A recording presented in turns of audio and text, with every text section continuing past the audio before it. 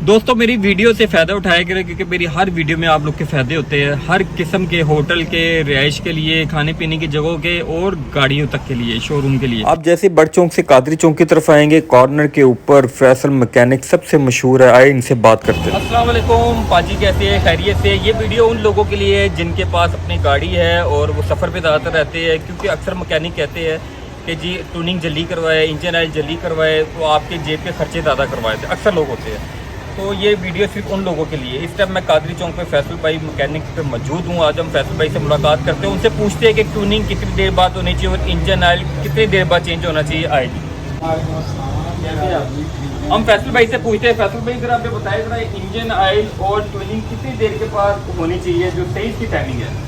इसकी मेरे प्यारे भाई टाइमिंग ये है, ये सारा सामान हमने खोला हुआ है, ये प्लग हैं, ये इसकी कोयलें हैं, ये इंजन ऑयल है,